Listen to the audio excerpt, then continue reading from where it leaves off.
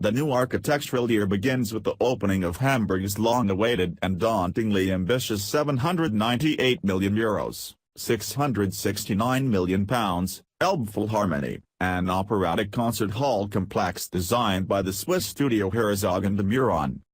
Here in the city's old docks, now transformed into a new quarter of Hamburg, all smart restaurants, hotels and apartment blocks, the eye-catching Elbphilharmonie appears to ride on the crest of a solid brick bunker like some vast and diaphanous glass wave breaking over bedrock. The bunker is in fact the muscular 1960s warehouse designed by the distinguished post-war architect Werner Kallmorgen.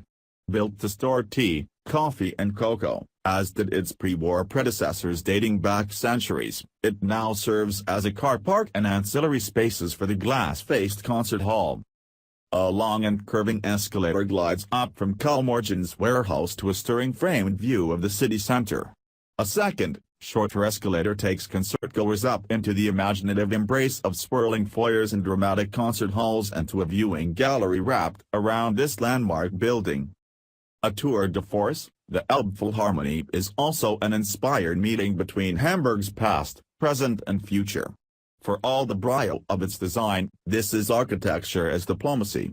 In the course of 2017, as the very future of Europe is debated, architecture will be under scrutiny in increasingly political terms.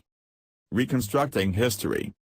In Gdansk, Poland, a striking museum of World War II due to open in January is the subject of bitter political controversy.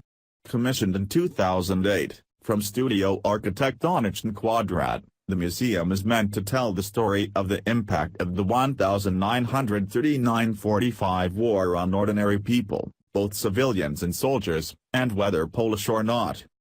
With Professor Norman Davis, an expert in Polish history, as chairman of the advisory board, the museum's remit has been explored assiduously and its collections garnered from across Europe and the United States. Now, though, says Poland's right-wing law and justice government, its program is wrong. It should focus exclusively on Poland's role in the war, and it may be necessary to join it to a second, and yet to be commissioned, new museum devoted to the Battle of Westerplatte, when, in September 1939, Germany invaded Poland through Gdansk. So, here, nationalism may yet triumph over the spirit of internationalism that defeated Hitler.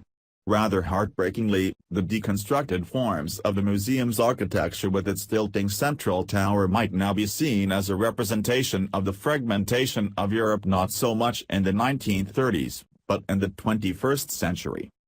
Meanwhile, political controversy rages in Potsdam, too. Here, a seemingly innocent plan to rebuild the 290-foot, 88 meters, Baroque tower of the 1730s garrison church, commissioned by Friedrich Wilhelm I of Prussia from his court architect Philipp Gerlich, to mark the 500th anniversary of the birth of Protestantism in October 2017, has been condemned by those who believe the spirit of Adolf Hitler still haunts this one.